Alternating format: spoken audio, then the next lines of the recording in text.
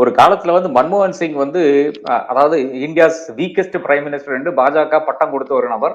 பாஜக வந்து பெரிய ஒரு கேம்பெயின் எடுத்து சென்ற ஒரு நபர். இது நம்மளை எல்லாம் நம்ப வச்ச ஒரு கேம்பெயினாக இருந்தது. அந்த நபரே வந்து அமெரிக்காவை பார்த்து அமெரிக்கா வந்து அவரை எவ்வளவு மரியாதையாக நடத்தி இருந்தது நம்ம பார்த்து கொண்டுதான் இருக்கிறோம். அந்த நபர் இருந்த தைரியம் நிச்சயமாக இன்னைக்கு நரேந்திர மோடிக்கு கிடையாது. அதாவது இன்னைக்கு 29வது முறை வந்து ட்ரம்ப் வந்து நேத்து பேசியிருக்கிறார். நான் தான் கொண்டு வந்தேன், நான் தான் கொண்டு வந்தேன், நான் தான் இவங்ககிட்ட பேசினேன்ட்டு. அப்போ அதை வந்து முறியடிக்கிறதுக்காக ட்ரம்ப் இஸ் லயர் என்று கூறுகின்ற அந்த ஒரு தைரியம் வந்து நிச்சயமாக நரேந்திர மோடி கிடையாது. அது ஏன் என்று எனக்கு புரியவில்லை. இப்போ ட்ரம்ப் என்ன வச்சிருக்காருன்னு தெரியலையே, இவர் மேல என்ன வச்சிருக்காருன்னு தெரியலையே. இது ஒரு முக்கியமான விஷயமா இருக்கு. ரெண்டாவது வந்து terror and talks can go டுகெதர்னா terror and cricket can go டுகெதரா?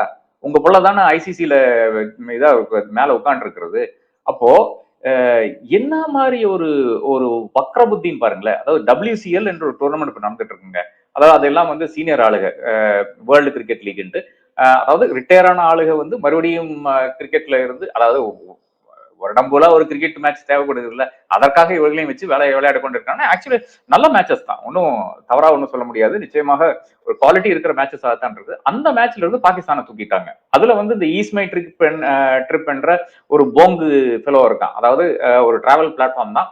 அவன் தான் மாலத்தீவுக்கு இந்தியாவுக்கும் பெரிய ஒரு துவேஷத்தை வளர்த்து விட்ட ஒரு ஒரு அயோக்கிய ராஸ்கல் வந்து அவன் தான். ஏனென்றால் அவன் தான் ஃபர்ஸ்ட் ஆரம்பிக்கிறான். நான் வந்து வி வில் நாட் அக்செப்ட் புக்கிஸ், அதாவது நரேந்திர மோடிக்கு எதிராக அங்கிருந்து எதிர்வினைகள் வந்த உடனே வந்து இவர் வந்து we will not accept bookings to Maldives, நான் வந்து பிளாட்ஃபார்ம்லயே எடுத்துறேன்னு சொல்லிட்டு பயங்கரமா வந்து ஒரு ஹிந்துத்துவ பிளாட்ஃபார்மாக டிராவல் பிளாட்ஃபார்மாக மாத்தினா.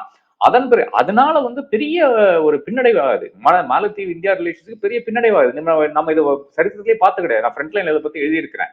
அதாவது ஒரு 2 நாடுகளுக்கு இடையே வந்து எவ்வளவோ பிரச்சனைகள் இருக்கும். அந்த பிரச்சனைகள்ல வந்து ஒரு கார்பரேட் நிறுவனம் வந்து if it tries to make money out of it, அதுதான் நான் பிரச்சனையா பாக்குறேன். அது இவன் செஞ்சான், இந்த ஒரு அயோக்கிய ராஸ்கல் வந்து செஞ்சான்.